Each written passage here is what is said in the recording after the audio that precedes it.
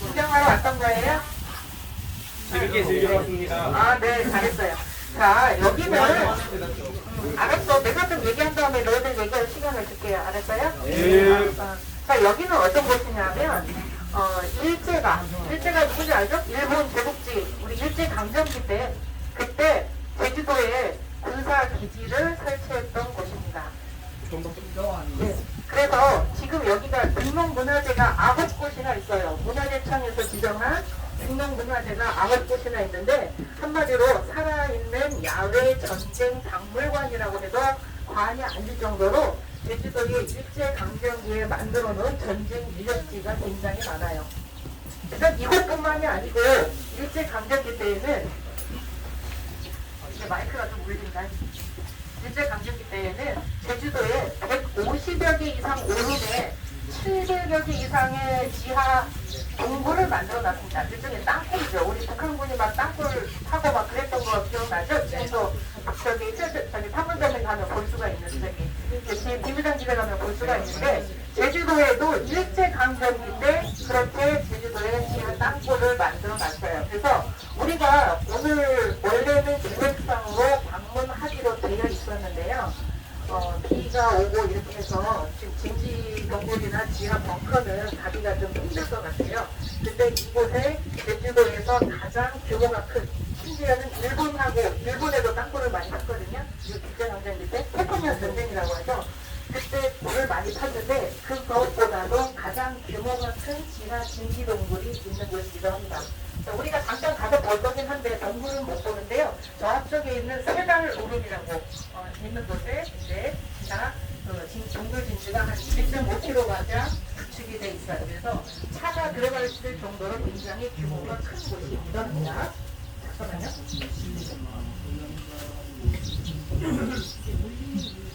거기 영화관 좀 이렇게 영화 생각하고 아, 지금 영화 민지 좀 마스크 쓰자. 괜찮은데요? 괜찮은 것 같은데요? 네, 이제 안 오신다. 자, 이곳은 어떤 곳이냐면 알뜨르 비행장이라는 거. 알뜨르의 의미는 알죠? 아니요. 몰라요? 몰라도 돼요? 우뜨르는 알아요, 그러면? 우뜨르. 못돼요. 제주도 사람 아닌가? 이거 뭐야, 이거? 못도 제주도. 자, 알뜨르면 아래에 있는 들판.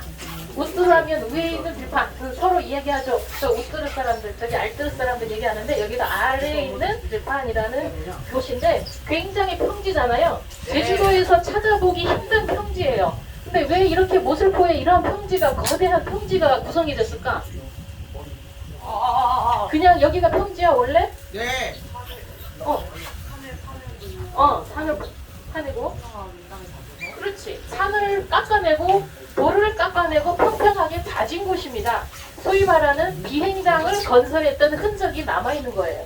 왜 평지냐? 제주도가 평지여서 그런 게 아니고 이것을 너희들이 할머니 할아버지가 전부 이곳을 평지로 만들어서 비행장을 만들었어요. 우리가 여기가 낮아서 보이지는 않지만 저쪽에 보면은 남북으로 길게 1km 이상의 그 활주로가 이미 건설이 되어 있고 폭이 한 70m에서 지금도 비행기가 간단한 비행기는 이착륙할 수 있을 정도로 잔디로 쫙 잘 구성이 되어 있습니다. 자, 그리고 이쪽으로 잠깐 볼까요? 저쪽에 보이는 거. 저기 뭔가 보이죠? 저게 뭔지 아시겠어요? 비행기요. 비행기가 보여요? 나 안 보이는데? 활주로가 보여요. 아, 저게 벙커 같아요? 비행기 모형이 있죠, 그죠? 그게 작품인데 그 제루센이라는 그 모형을 해놔서 한 건데요. 그거 말고도 지금 주변에 더 많이 보이는 게 있어요. 비슷하게 보이는 게 몇 개 정도 있는 것 같아요. 이게 10개요. 10개요. 많네. 너무 많은데요. 좀 많네. 너무 많아서 셀 수가 없어요. 한 19개 정도가 있어요. 근데 이게 여기 이렇게 보면은 위에는 어떻게 돼 있어요, 모양이? 여기 경락보다 표시를 해놨어요? 아니면 어떻게 됐어요? 모양이? 위에. 동굴 위에다가 이렇게 어떻게 해놨죠? 잔디를 전부 입혀놨어요. 그럼 하늘에서 봤을 때 저게 과연 경락고처럼 보일까요? 아니면 그냥 요만한 이렇게 언덕으로 보일까요? 언덕으로 보이죠? 위장해 놓은 거예요. 위장해 놓은 거. 자, 우리가 일제강점기 때 이야기를 좀 하려면은 제주도에서는 어떤 얘기부터 시작돼야 되냐 하면은 중일 전쟁부터 이야기해야 돼. 중일 전쟁. 중일 전쟁은 또 언제 일어났나? 머리 아프죠? 간단하게 설명할게요. 1937년부터 일본이 중국을 침략하는 작전이에요. 예, 일본이. 잘 들어. 일본이 중국을 침략하는데 어떻게 처음에 침략했냐면 우선 우리 전쟁을 할 때 뭐예요? 공중 폭격을 먼저 하죠. 그래서 전쟁 좋아하니까 잘하게. 그 다음 뭐가 들어가요? 포가 폭격을 하죠. 그 다음 뭐가 들어가? 보병이 들어가서 저기 땅을 점령을 하죠. 자, 그런 순서하고 똑같아요. 중일전쟁 때 제주도에서 비행기가 날아서 중국의 난징 지역을 폭격합니다. 그럼 제주도에 비행기가 어떻게 있었어? 없었죠. 어느 나라 비행기? 일본 비행기가 여기서 이륙을 해서 중국의 난징을 폭격해서 다시 제주도에 와서 착륙을 했어요. 그리고 일본에도 역시 비행기 공장이 활주로가 있었겠죠. 일본 나가사키에 있는 항공 공항에서 출발해서 중국으로 가서 난징으로 폭격을 했어요. 근데 비행기가 연료가 부족해가지고 다시 일본으로 돌아갈 수가 없는 거야. 그럼 어디로 왔을까? 바로 제주도로 와서 연료 공급을 받고 본진으로 들어가는 형태로 이 알뜨르 비행장이 우선 중일전쟁 때 사용이 됩니다.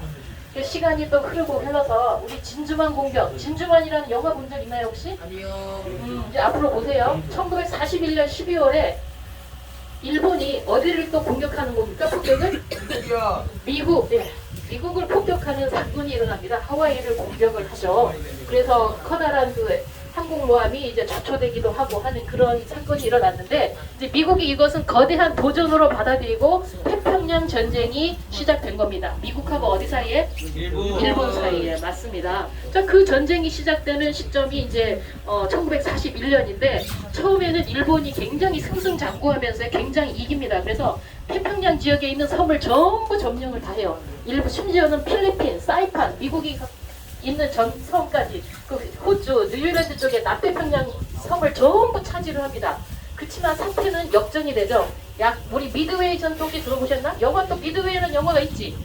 미드웨이 전투를 기점으로 전세는 일본에게 불리하게 작전이 돼가고요. 1944년 7월쯤 되니까 사이판 전투에서 본격적으로 일본이 패하게 됩니다. 자, 그러니까 일본이 준비한 작전이 뭐냐면 이러다가 우리 완전히 망하게 생겼네? 우리 일본의 일왕이라도 지켜야 되지 않겠어? 일본 본토에 미국 사람이 절대 들어와서는 안 돼. 연합군이 절대 들어와서는 안 돼.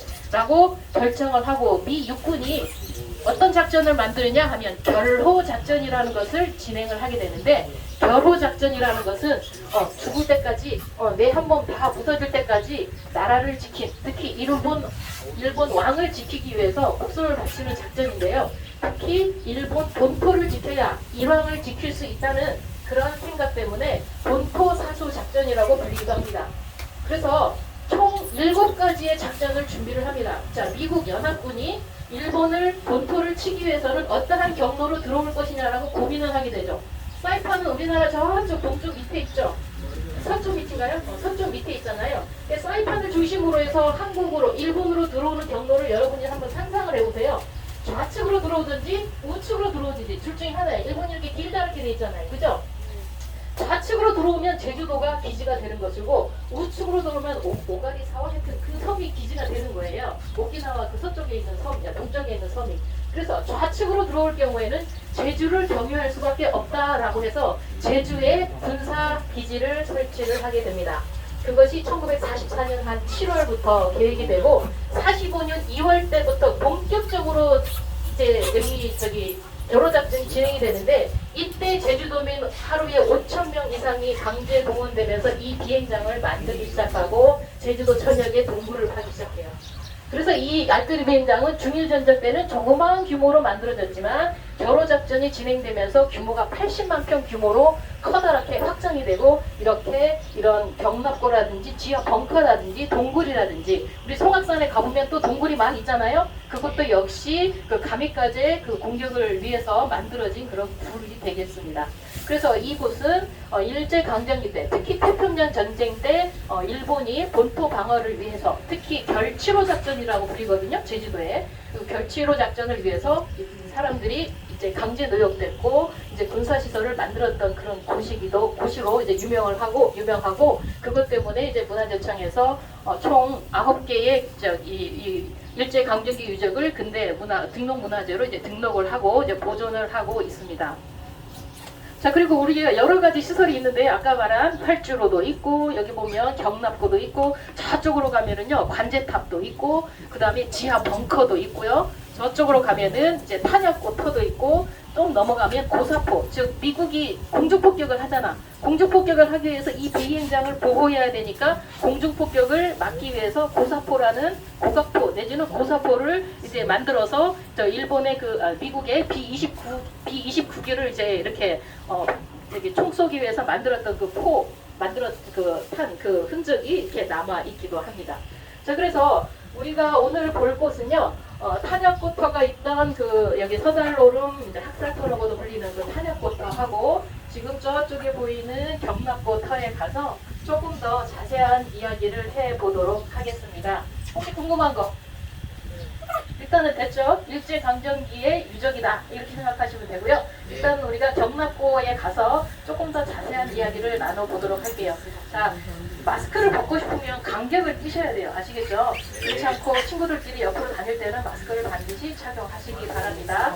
자, 모두 일어서서 우리가 이제 경납고 쪽으로 가보도록 할게요. 다행히도 갑자기 우리가 비와도 할 결심을 하니까 비가 안 오잖아요. 그죠? 갑시다.